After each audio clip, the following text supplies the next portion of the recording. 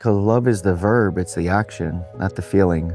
People mistake this idea of love for just love. Oh, it feels so good. Sometimes loving somebody doesn't feel that great, but it's the most loving thing you can do. When I started to make that course, my whole life made sense. I was an instructor in the Marine Corps. How did I come up with it? Everything I saw growing up. I grew up around thieves and drunks and people that rob and sell drugs, and this is how bad guy acts. I got a really good taste of how the bad guy operates from my whole part of my life. And then from the Marine Corps, how does the Marine Corps take a young man or a woman and make them a Marine in 3 months? A system and a process. And I saw the genius in boot camp. It may seem crazy, but every single day and everything that they do has a strategy and a purpose behind it to make a warrior. So, developed a system for that one-day course, and I just blended my personal experience. Freedom is the song that we sing as we march on.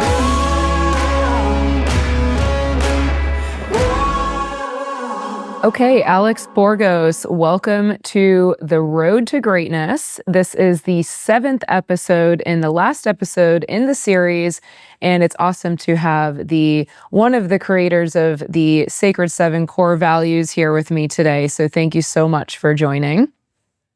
Thank you for having me. Most of the viewers might not know, but you are actually my husband.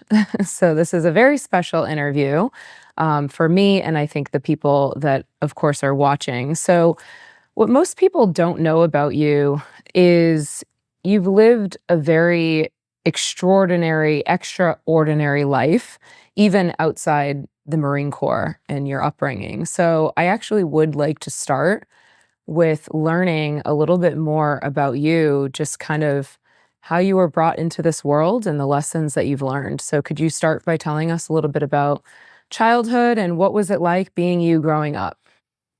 Sure. So I'm the baby of 6 boys, blended family. Dad had some kids, mom had some kids. There's me. Yeah, I was born. I had, a lot of addiction. I had heroin-addicted parents. My mom did sober up for a while when I was born.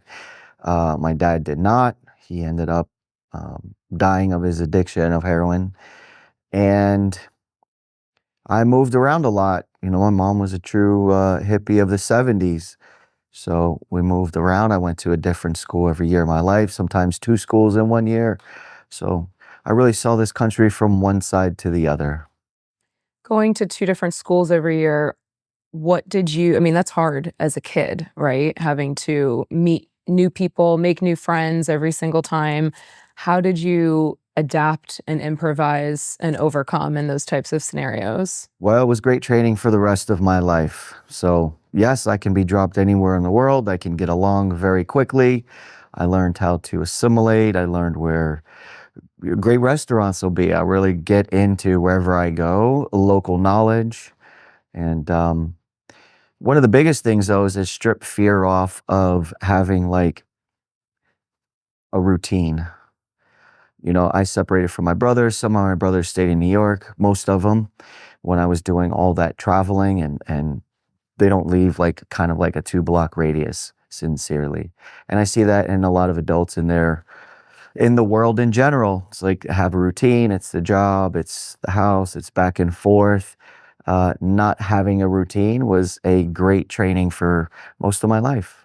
Okay, so going back to 2 heroin-addicted parents, and I know that seems it's your normal, right? So, I mean, but to most of us viewers, it's like, whoa, what was that like? So tell us a little bit about, I mean, obviously that was very difficult for you, but as a child, what are some of the things maybe you learned about yourself or some things that you kind of went through that made you who you are today? I learned the consequences of decision. It could seem like a simple decision, like, oh, one more drink. Growing up around addiction, it's just like, well, that's not a big deal. We're just going to have a drink. And 20 years later, you're deep into a bottle. I learned the consequences of decision. So it led me, and it was a good example of making decisions. From a young age, I decided I was going to go in the Marine Corps. I decided I was going to be more successful. I decided I was going to do X, Y, and Z with my life, and it created me to be very ambitious. Okay, and ambition, was that a quality that you learned from within, you feel, or did you see that around you? I mean, tell us It's just so different for somebody that has grown up with your upbringing to create the life that you have now, which we will talk about in a little bit, but you don't see a lot of people that climb out of that type of lifestyle. It's usually, sins of the father keep repeating over and over again generationally. So, how did you come to, making that decision as a young kid? Yeah, I saw a lot of violence, addiction, drugs, alcohol, but I also in those travels, I got a lot of experience of others too. I saw a lot of good there, and I saw other families or other men or other women and moms and dads that were ambitious, that had businesses, that, you know, um, had more of a stable life, if you will. As much as I saw the bad, I saw the good. And I decided from a young age, the good looked a whole lot better.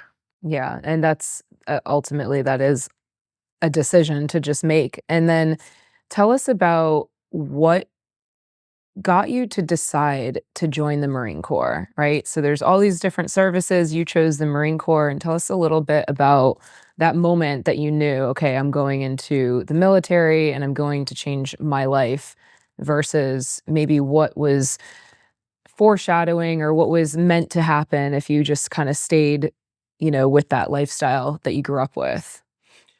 Yeah, I knew I wanted to go in the military. In high school, I joined Army ROTC, and I had decided I was going to go in the military. Originally thought it was going to be the Army, but a deciding factor of that was I was in ROTC, and there was something called Color Guard. And Color Guard is they carry the flags. We do events at different sporting events or things of that nature.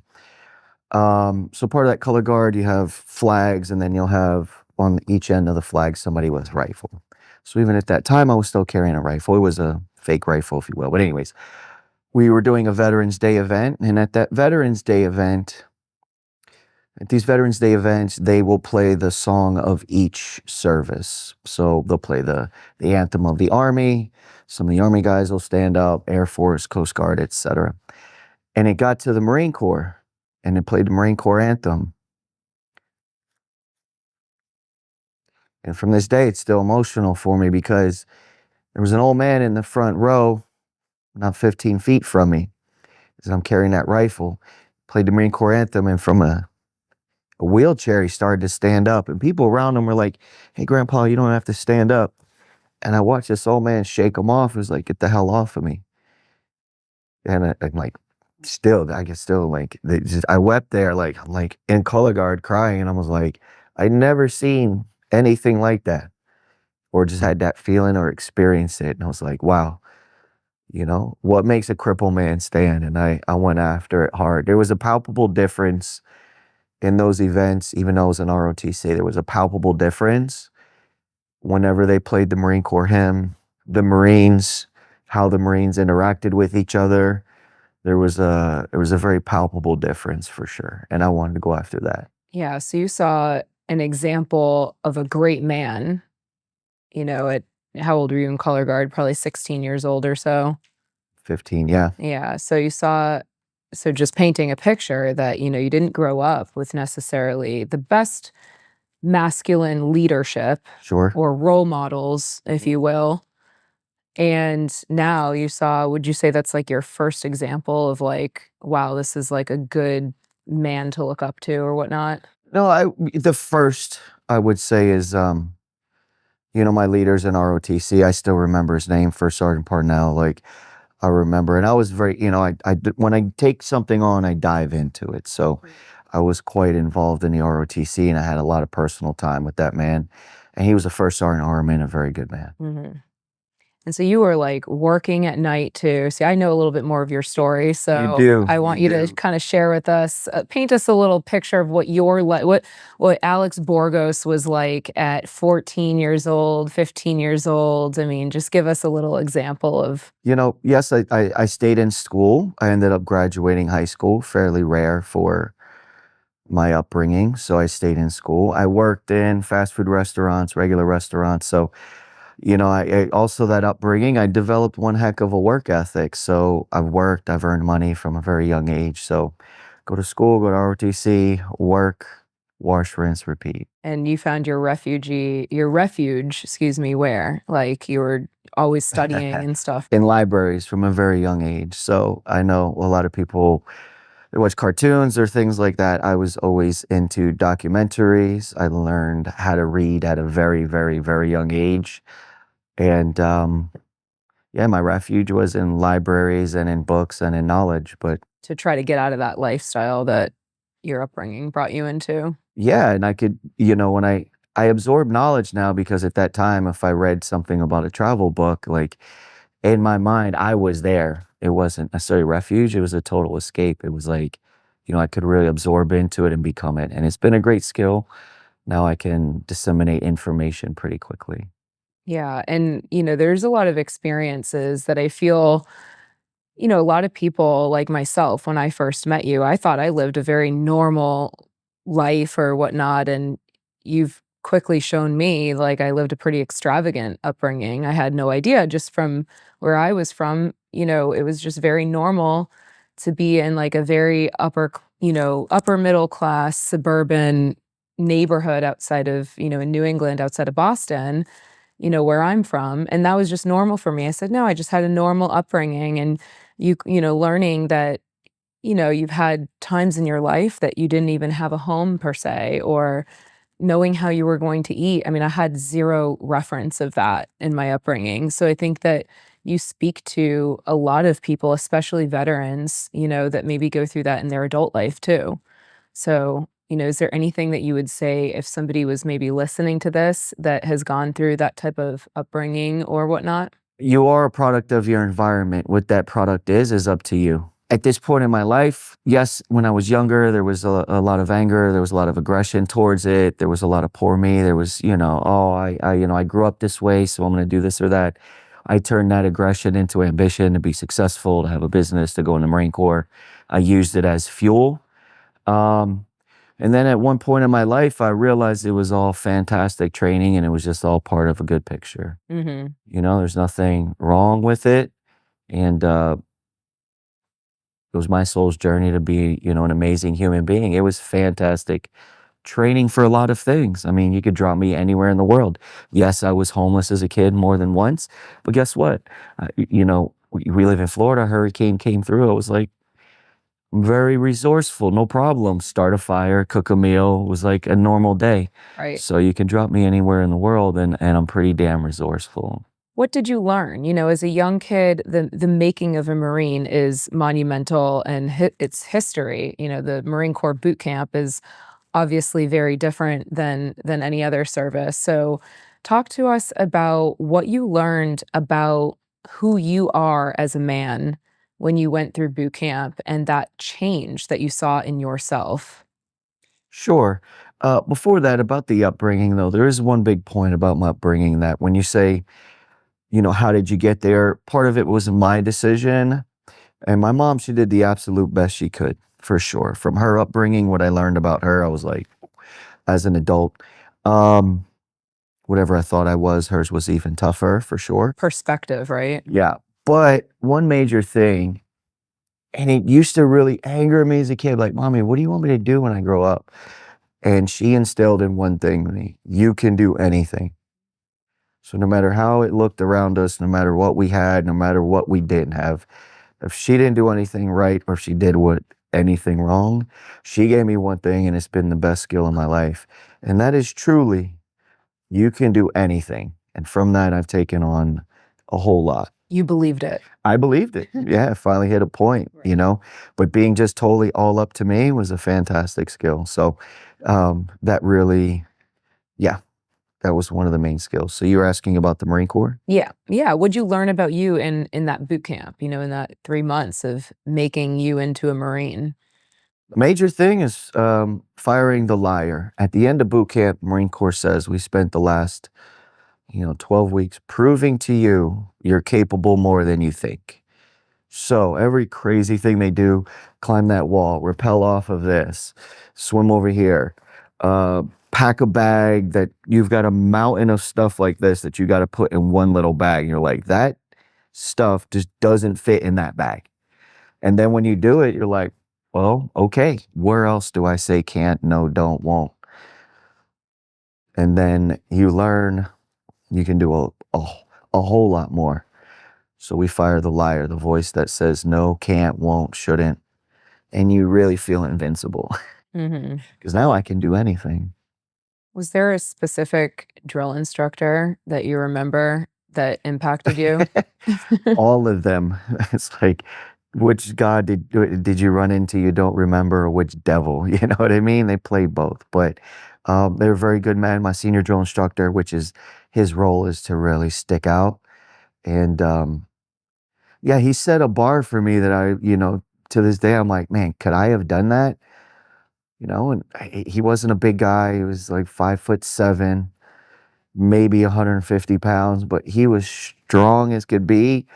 And I mean, he would just do things as a man that, physically 50 clean pull-ups, run faster. We're huffing and puffing on a run with a pack or a march, and he's running circles around us. And he just set a bar so high.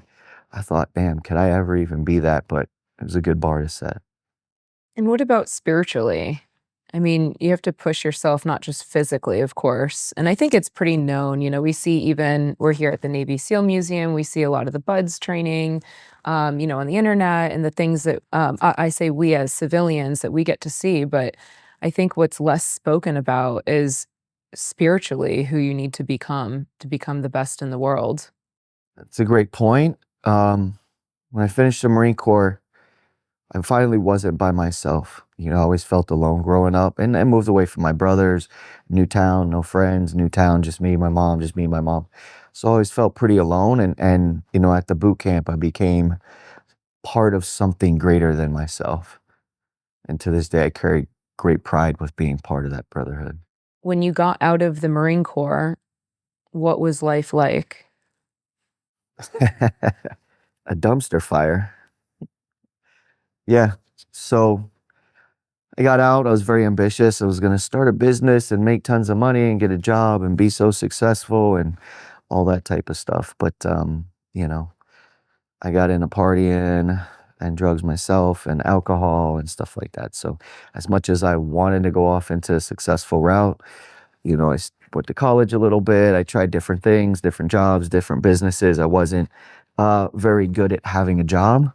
Probably had 4 or 5 jobs in 1 year, my first year out. Fired, quit, walk out, whatever that may be. So Why do you think that was? Other than the drugs and alcohol, of course, but it's just looking to feel. Yeah, truly just looking to feel something, I suppose. I'd get a motorcycle and do 160 miles an hour down the road. It was a little tough for me going from 19 years old, 20 years old, 21 years old, being with your brothers, being on a mission, being on a helicopter, flying 50 feet off the ground, shooting guns. We did a lot of humanitarian stuff when I was in the Marine Corps, Kosovo, Bosnia, Albania. Um, the humanitarian stuff sat with me too. The country Albania went to hell in '98, and we went in and took our people out of the embassy, but we also rescued a lot of other people, took them to the aircraft carrier we were on, the small aircraft carrier, took care of them. The humanitarian missions were quite fulfilling for me. And then it's like, get out here and just go make $1. It was a bit tough because I did have a family and I had kids, and yes, I love them, but I was still lost. yeah, talk to us a little bit about, I think a lot of people can relate to this that are maybe in the military right now, active, or men that are maybe out that are veterans. And it's so common to and culturally, get married very young, have a family, great intentions, but then got to look love in the face. And, the warrior aspect has a challenge with relating to the women and that kind of stuff. Is there anything? I know you've spoken to a lot of men about this, so can you share that with us? Yes, because Carl Jung has his archetypes, right? And this is a psychological process and physical process that human beings go through. And for the masculine version of that's warrior, lover, king, hero. Now, warrior, every man and woman in their way, but we're just going to talk about men for now, every man in their way has to develop their warrior in some fashion. Now, it could be in business, could be football, could be, out on the field, could be in some way, but to develop that warrior spirit and develop the physical capability to go behind it. Yeah. Now, it relates to also then, when I was younger, or the Marines, they tell you to walk with your shoulders back. Put your chest out, put your head up, don't slouch. And that came from the days of armor in knights. And one night, the armor would get too heavy, and he would strip the armor off, and he'd be standing on that battlefield, technically the most vulnerable guy. But he's like, I got my heart and I got this sword. I dare you. He was the baddest man on the battlefield. How does that relate to what we're talking about? Stepping into the lover, to the family man, to those types of things, it's way beyond just like, hey, getting a girl or dating or having sex or something like that. To step in the lover, you got to take the armor off. And that's the toughest part. The protections of what it takes to survive in combat and war and everything else. Taking that armor off and stepping into the next domain of being a true lover of your family, of life, of God, of everything. Even loving your past experiences, even loving the experiences you had in war, even loving all the traumas that you may have gone through. For me, the trauma of life, the trauma of heroin-addicted parents, the trauma of violence, even loving that. And to get to there, you got to strip the armor off, and it's fucking scary.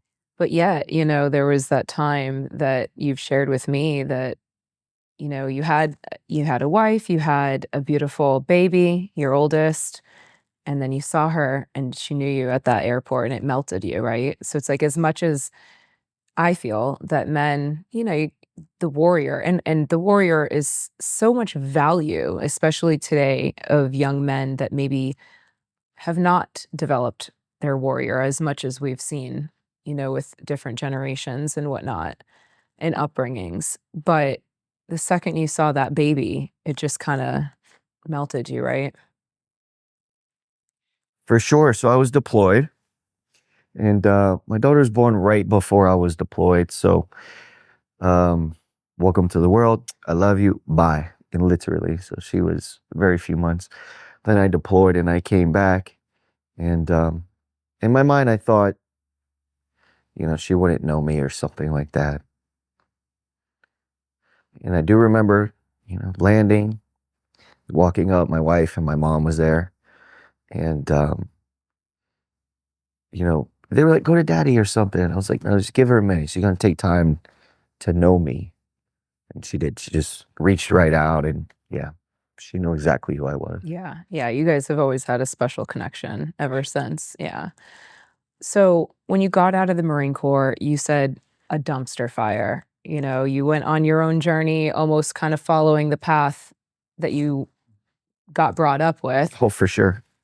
What was the switch for you? Was there somebody that you met that kind of changed the course of your life? Was there a time period that you said, all right, this is enough. I got to make that decision, just like you said earlier. Talk to us about the pivot point because, for the viewers listening that don't know you as well, you are a very successful man. You have a very successful marriage with me.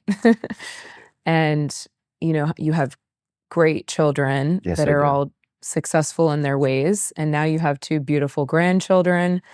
You have a really privileged life, that you worked for every single minute of it. So, how did you get to where you are at now? And talk to us a little bit about that journey. Yeah, I do have a rich life, and my life is a miracle for sure.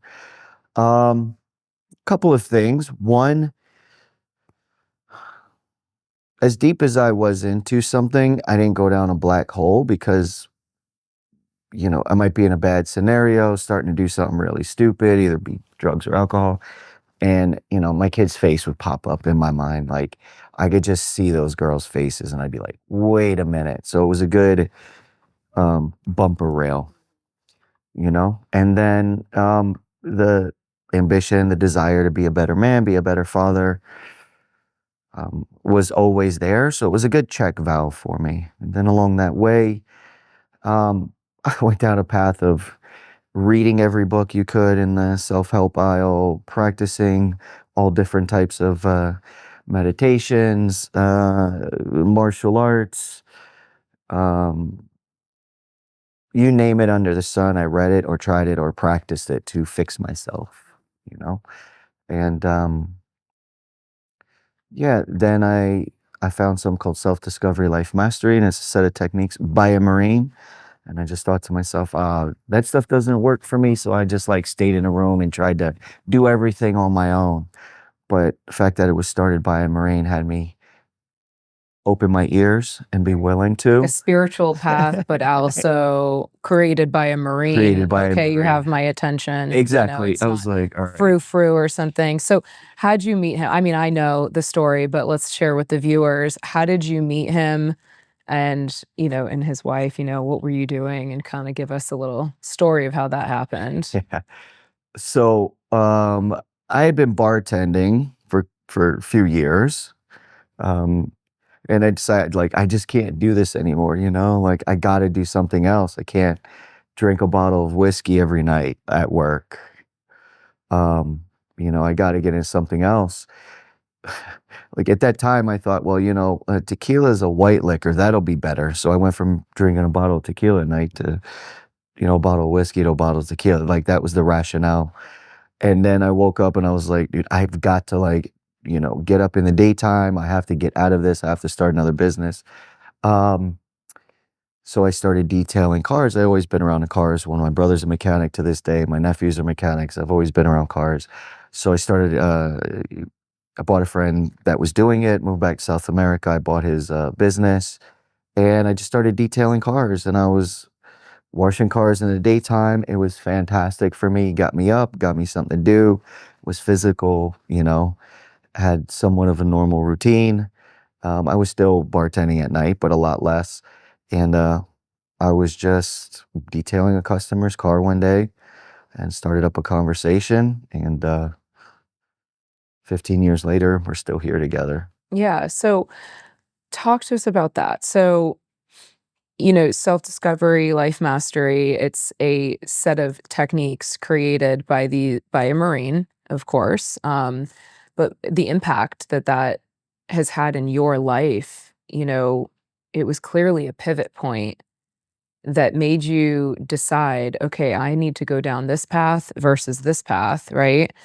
But what was the impact that it had for you, and why does it work? Because there's a lot of spiritual paths out there that, I personally find falls short. There's nothing wrong with it. I think everybody's on their journey, and hey, whatever works for you to find God is great. It's definitely good for people. But this is it is the most advanced, techniques in the entire world to get to know your own consciousness and develop your life so that it's actually you're living your purpose, versus just going through the motions in life. And in my experience, just getting present, getting out of my head, actually having a quiet mind. And I will say from my own experience, having a quiet mind, the world opens up to possibilities. And that's how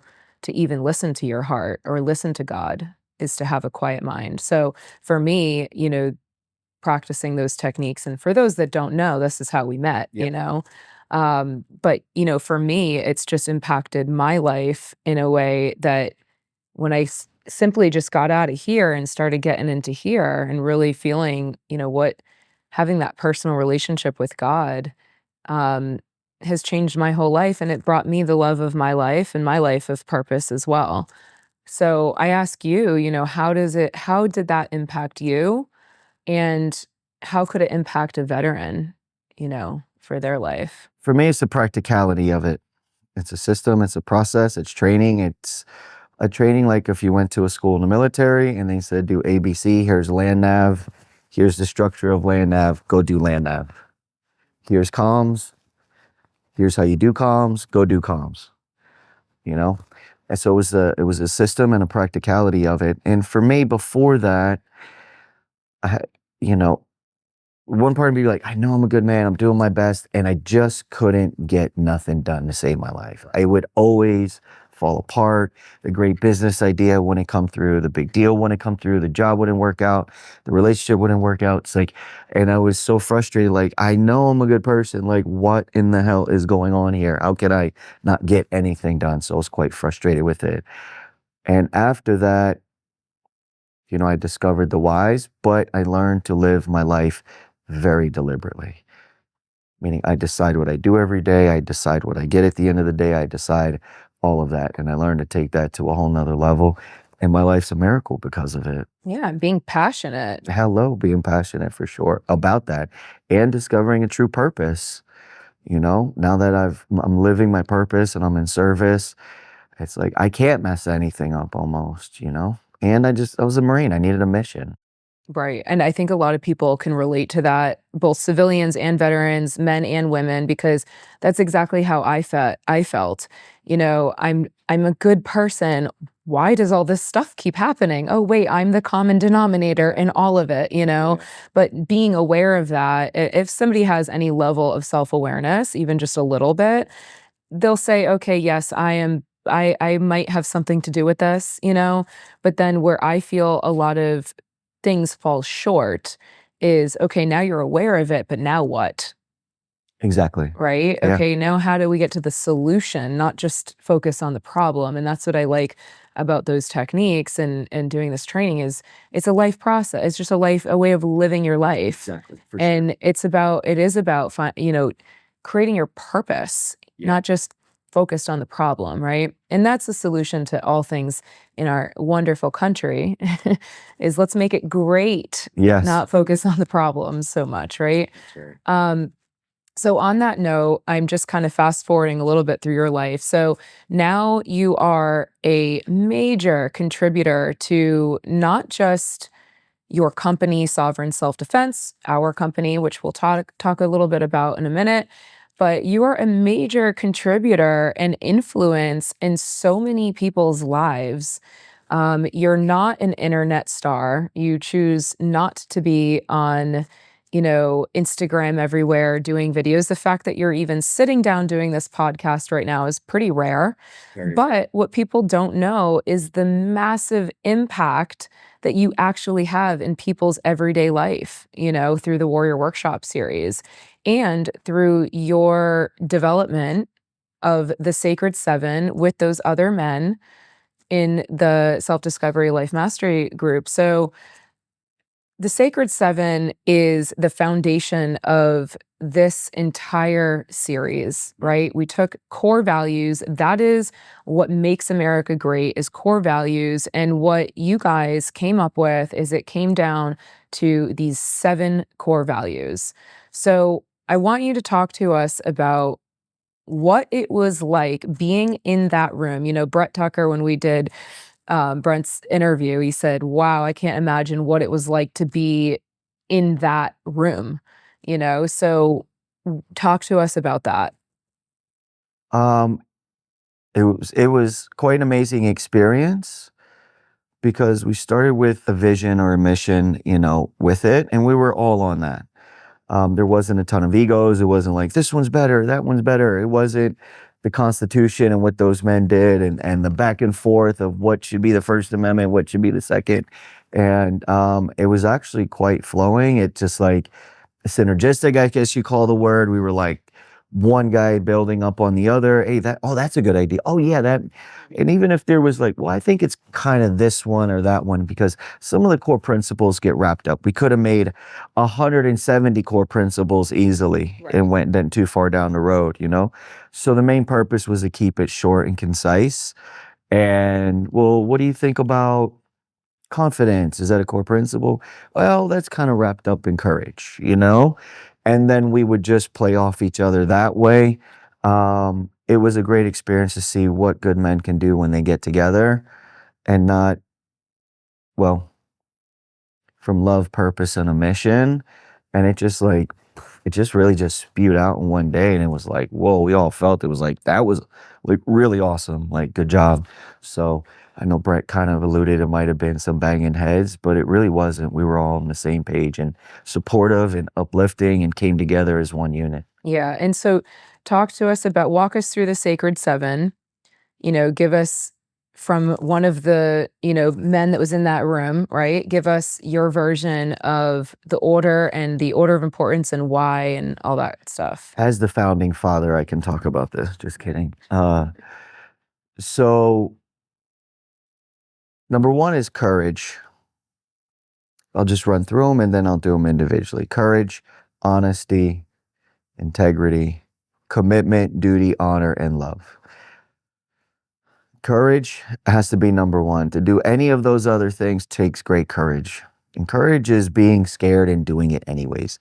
Loving is scary. Commitment, duty, integrity, doing the right thing when nobody looks. Many things in life are going to throw it at you. It's just the way this world works. You cannot protect yourself in a bubble from fear. You can only build courage. You can't get rid of fear. You can only build courage as the antidote. So courage is our foundation, which leads to honesty. And first and foremost, self-honesty. It's that self-awareness you started to talk about. A lot of people like to keep it real or be honest over there.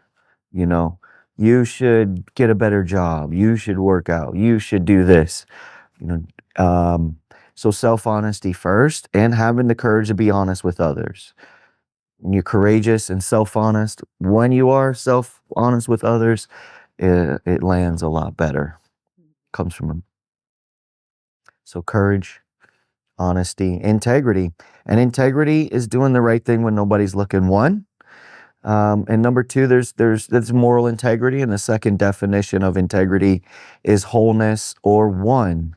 If an airframe is flying, if an airplane is flying, you want the airframe in integrity. You don't want it in three pieces.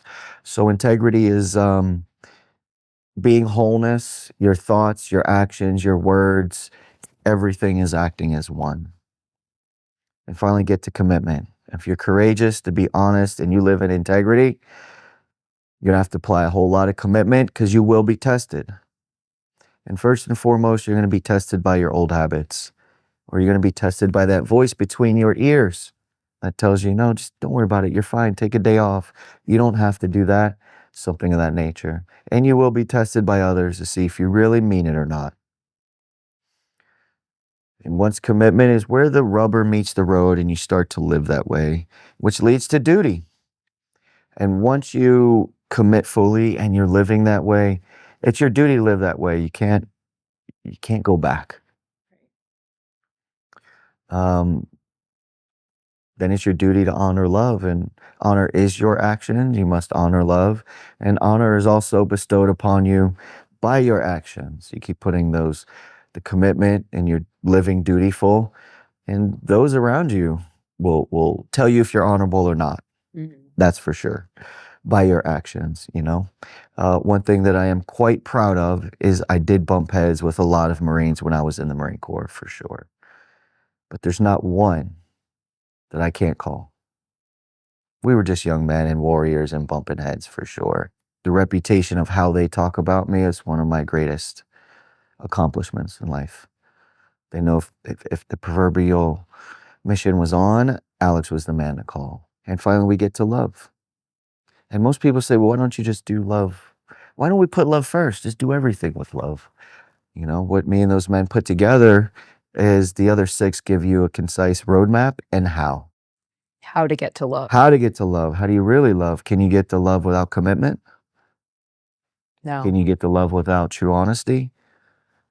Can you get to love without integrity? No. So that's why we put love last. Yeah, I feel that there's no better man, and the other men that created this with you, but there's no better man to speak about these core values because you have experienced and lived the complete opposite of all of them in so many ways, right? So the transition of, I'm a good person, but why does all this stuff keep happening? There's something out of integrity. Right. Or I'm not being honest with myself. Right. you know? So it's like the best, redemption story or atonement and whatnot that, hey, you can still get to love, which is ultimately self-love first, right? Yes. So you can still have that by just following this roadmap and living the first 6. Yeah. Yeah, and that sacred 7 is because love is the verb, it's the action, not the feeling. People mistake this idea of love for just love. Oh, it feels so good. Well, sometimes loving somebody doesn't feel that great, but it's the most loving thing you can do. Right, it could be fierce love, right? Or ruthless. For sure.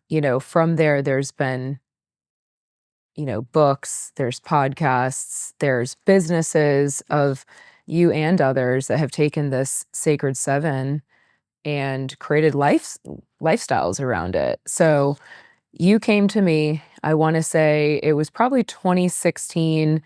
It was under, I think Trump had just announced that he was becoming, or that he was going to run for president, and there was a lot going on in the world at that time. And you and I would get together, we'd yell at the TV, we don't like this, we don't like that going on. And, even just locally, with I was doing most of the yelling. You're you being nice, but I get it. correct. But we were definitely aligned on change needs to happen in the world, Yes. right? And you came to me at the time, you had your car, you were in the car world and stuff like that, automotive world, had a business, I had a business, we were running separate businesses, and you said, "Hey, I've got this idea." And at the time, you taught people how to shoot, but recreationally, just kind of take them to the range here and there. And you said, "Hey, I have this idea. It's called the Warrior Workshop." And I said, "That sounds cool." And I had very little experience shooting. I mean, we had gone plenty of times and whatnot, but not I would say formal like tactical training or anything. I could just basically be safe at that time. And you put together the Warrior Workshop curriculum, and you said, "Hey, let's get some people together." And we hosted our first Warrior Workshop, and it was probably 6 or 7 friends and family or something like that at the time. And you had a warehouse, and we took everything in that warehouse for the automotive industry, and we pushed it up against a corner and put like a curtain on it. And then we put a sign, I think, that said sovereign self-defense. And then we had people in the workshop. And then everybody at the end of that workshop was like, "What was that? That was way more than shooting." That was, in my experience as being the first student, a transformation of who I became, having that level of confidence and capability, not just with a gun, but even if I'm just by myself. And that is because of that curriculum that you put together, which I'm going to let you talk on. How did you come up with this? Now, of course, there's 5 levels, very successful company, trained thousands of people a year in sovereign self-defense. And, talk to me, how did you come up with that? It really is a genius curriculum, and it's an assembly line for producing capable families.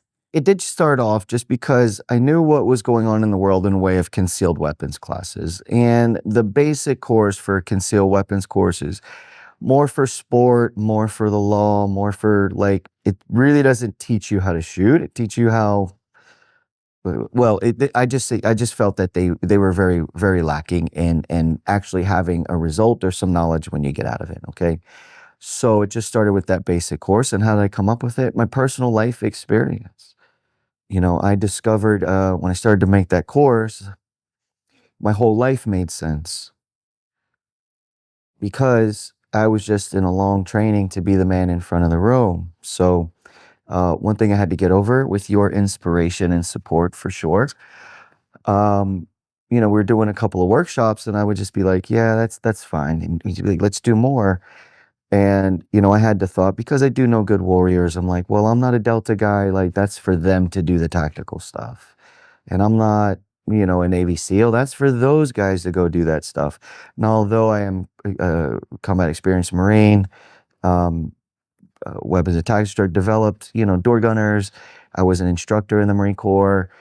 My personal life, still, I had this little liar going, yeah, you're not good enough. It's for somebody else, And when I finally fired that liar and developed a curriculum, I realized that I am the perfect person for it, because if the average mom, dad, civilian, somebody kicks in their door in the morning, you don't have a Navy SEAL team behind you. So although go do that training, have fun with it for sure, it's not practical to the everyday life. So how did I come up with it? Everything I saw growing up. I grew up around thieves and drunks and people that rob and sell drugs, and was like, wow, this is how bad guy acts. I got a really good taste of how the bad guy operates from my whole part of my life. And then from the Marine Corps, how does the Marine Corps take a young man or a woman and make them a Marine in 3 months? A system and a process. And I saw the genius in boot camp. It may seem crazy, but every single day and everything that they do has a strategy and a purpose behind it to make a warrior. So developed a system for that 1-day course, and I just blended my personal experience. Hey, this is what if you should encounter it or create in your life, this is what it looks like in the civilian world. And this is what it takes to win. This is how you really use a weapon.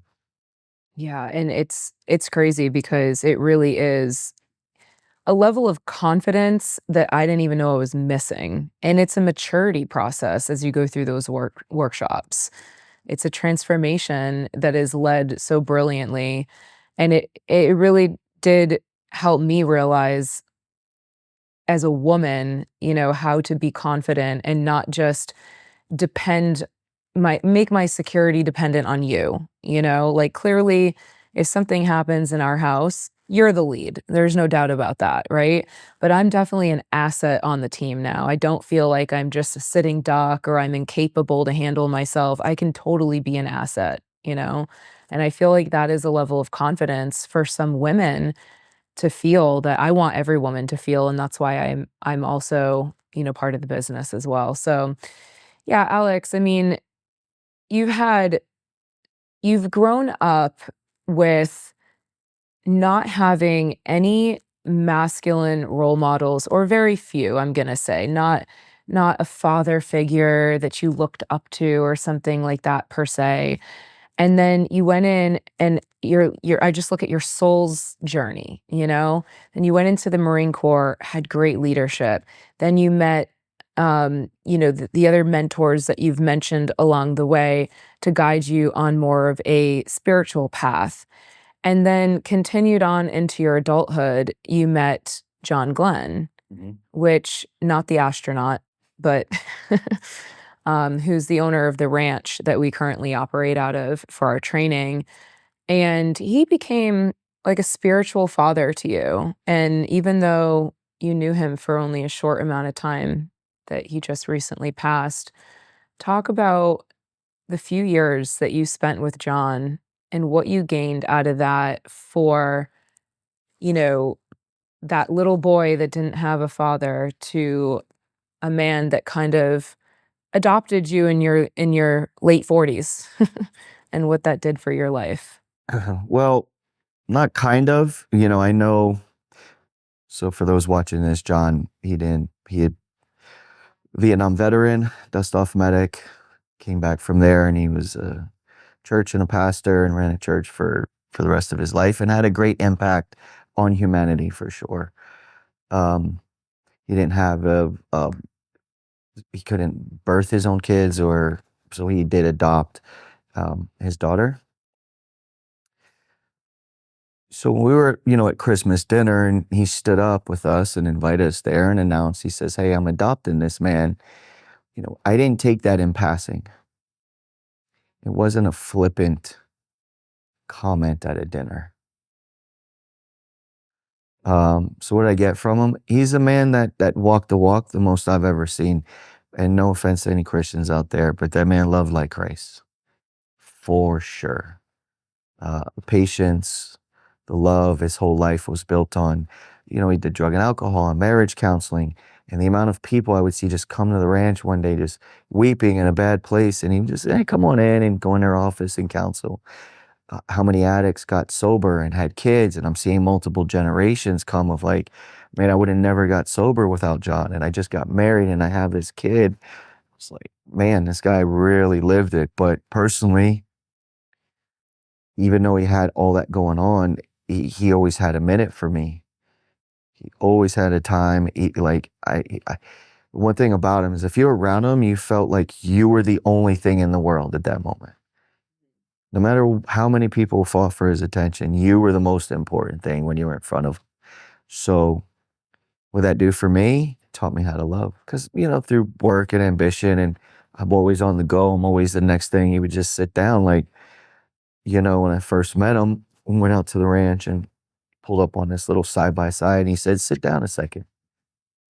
And we sat there for a good 45 minutes and didn't say a word, and we would do that often, but he just kept reminding me, he's like, hey, Alex, you're good here, right?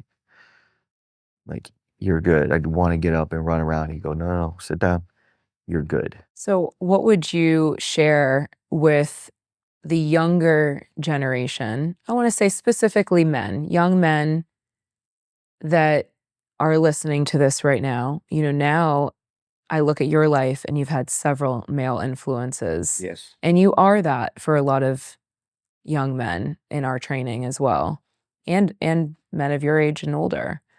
What would you say is your advice to the younger men watching this? Pull the brakes off and live full out. Screw the idea, somebody telling you can't, you telling yourself you can't, it's too hard, something like that. Take the armor off and throw yourself into it fully. Screw it. Live full out. Yeah. And you'll figure it out along the way. Yeah. 100%. You can overanalyze it. Stick to the core values. Analyze every scenario. Just back to the core values. You got a great foundation. Men did it, showed me it. I'm showing it to others. You got the Sacred Seven. Whatever challenge you're going to run into along the way, apply one of those Sacred Seven or a combination of them. And as they say, some of the best Marines are the ones that want it the most. So there's a physical conditioning platoon. Call it PCP. Like if you're in Marine Corps boot camp and you can't quite make the physical standards, they'll sit you over to this other platoon and you just eat and work out. You just eat and work out. You get strong. So you might have to lose weight, maybe eat a little bit, whatever that may be, right? But those guys, the attrition rate's pretty high. Once they make it there, they're like, screw it, I'm not going to be a Marine. Now, some make it through, guys, girls. Some make it through. Some want to be a Marine so bad. They'll do that, and then they get picked up again by a platoon. They might be in boot camp 6, 7, 8 months. All Marines love them the most because when you want it that much that you won't quit, you're all heart. Make sense? How does that apply to life? And my advice, live with your heart on the sleeve and have a full send. Put your whole heart into it. I'll take passion on fire over really smart Excel sheet. It's like women always say, oh, confidence is the most, the sexiest quality in a man. I'm like, it's passion. I got a couple more questions and we'll wrap it up here. Okay. The first question is, what makes America great? Free will. Core values, what the founding fathers set up in our amazing document of the Constitution is freedom of the individual. What makes America great? It's the most enlightened document in history so far. I 100% agree. So I have made our viewers wait almost an hour to learn who this is. Max, sit my lap.